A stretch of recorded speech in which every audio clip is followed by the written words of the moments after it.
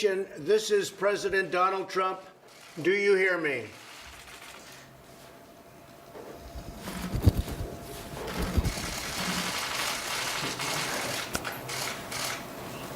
We can hear you. That's great. That's great. I was starting to get worried about you. You're in an interesting place.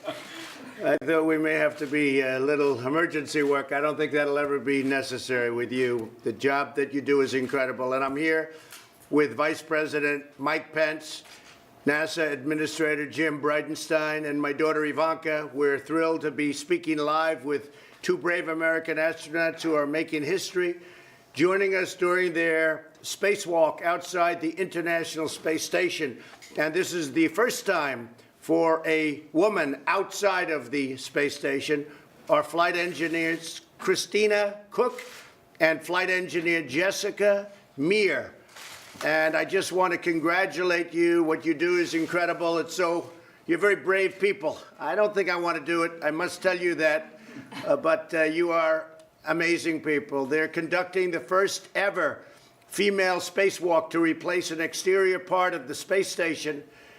They're doing some work, and they're doing it in a very high altitude, an altitude that very few people will ever see. Congratulations, Christina and Jessica, on this historic event. This is truly historic, and you're right now on television all over the world, so don't get nervous.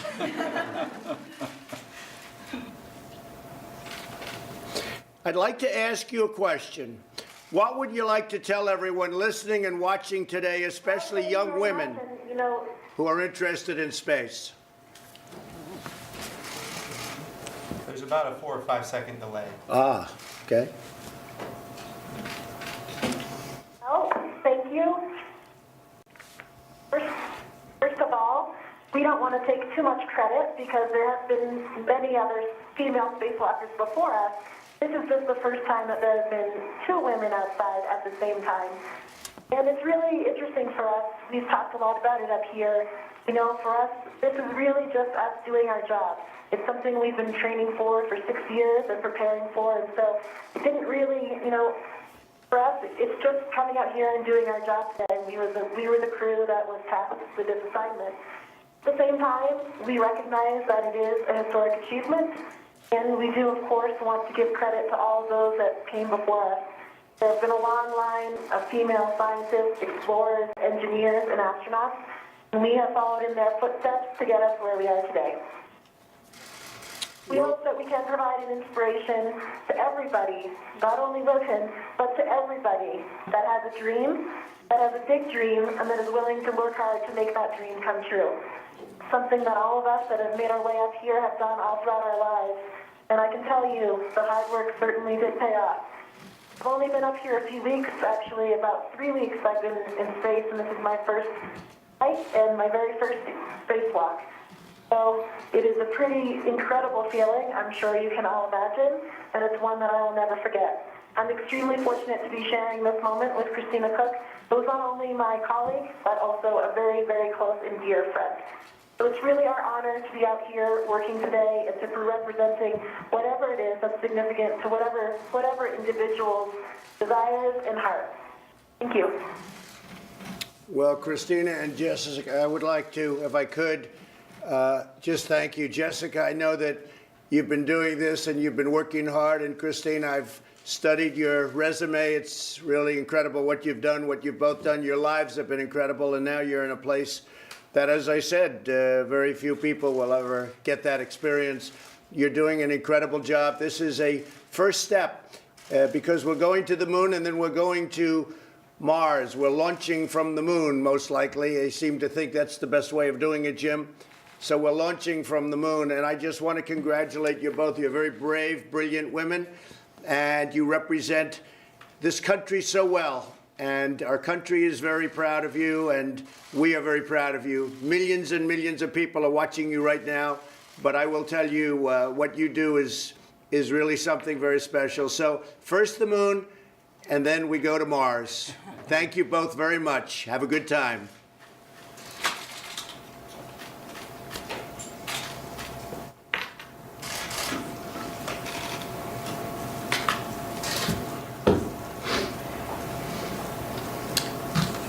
wondering if we might have lost the link at this I point. don't know. Maybe they didn't like my message. Anyway, two great women, two great people, and you know, a big danger, not easy. It's not an easy thing to do. A lot of people would take a pass on that one, but they're great women. Okay, back to the scoop. I think I heard that. There's the link. That's the link. Oh, that's the link.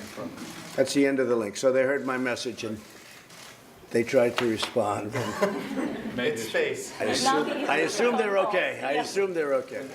Anyway, they're actually outside of the ship, so that's something, right? That's the first time that's taken place. First time since 1969 that a president has spoken to astronauts outside of the spaceship. So And it's a great thing. When are they coming back? What's the timing? So each one is different.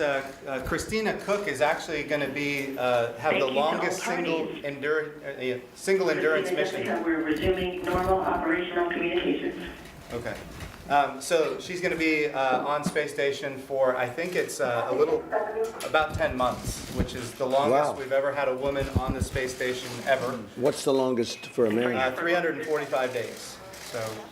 So why don't you have the woman break the record?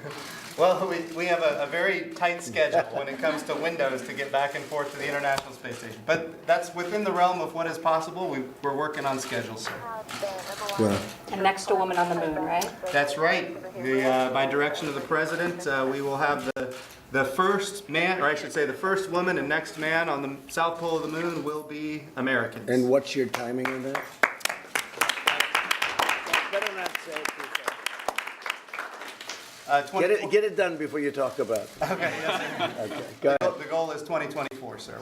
If all things go according to plan, 2024 is within the realm of what is possible, and we're working hard to make that a reality. And because of the fact that we've been there, as I've said to you many times, we've been there a long time ago, it's really being done as a launch for Mars. Is that correct? That's right. We're building a habitat in orbit around the moon, a space station in orbit around the moon, and that will be launching in 2022.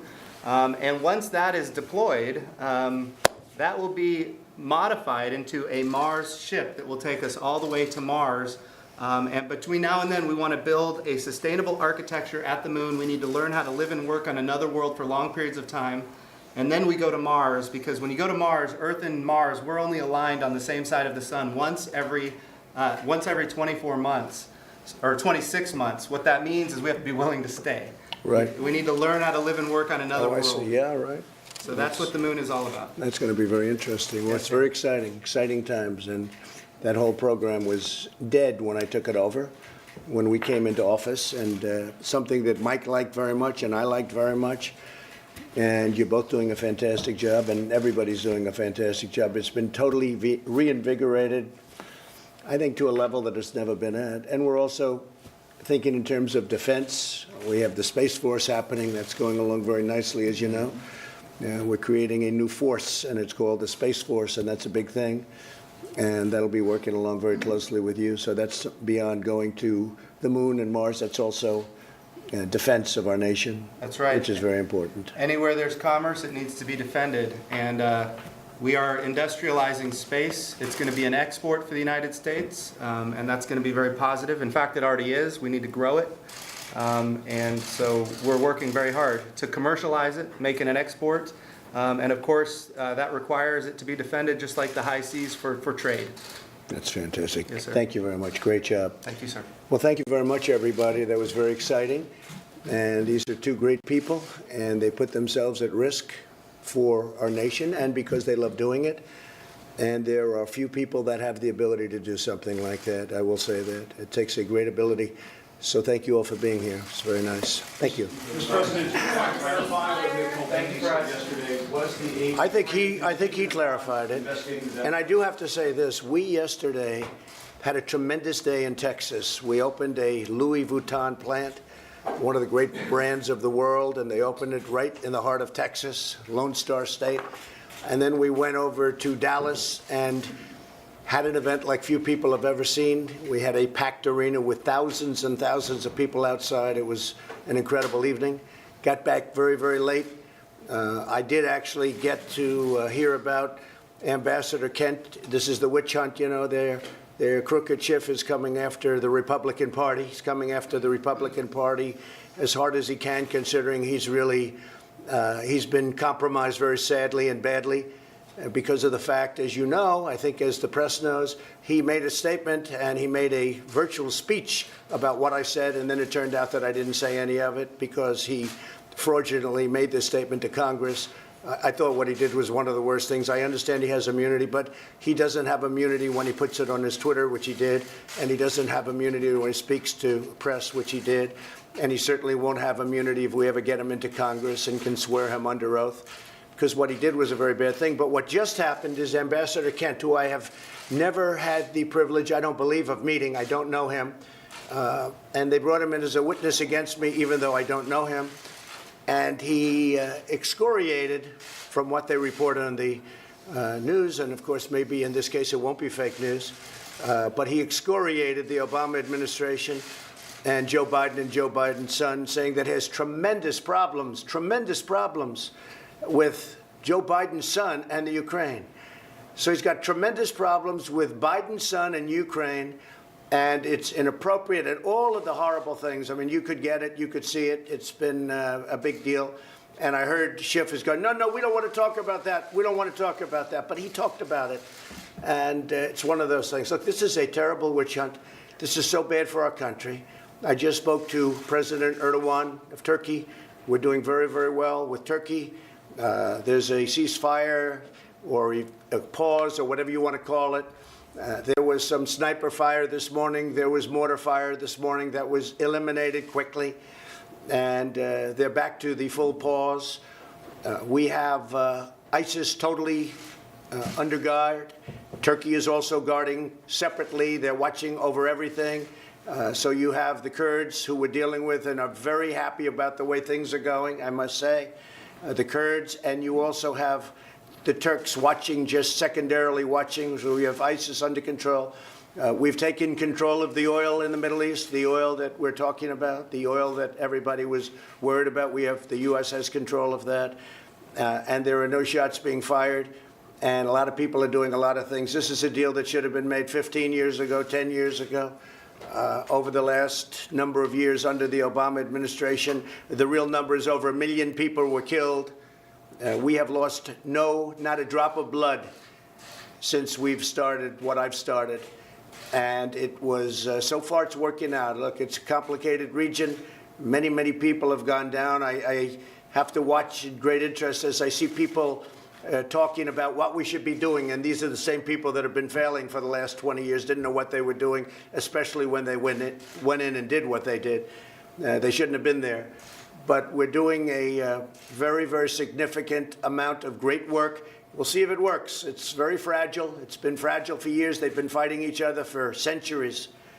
Literally for centuries they've been fighting each other. And years ago we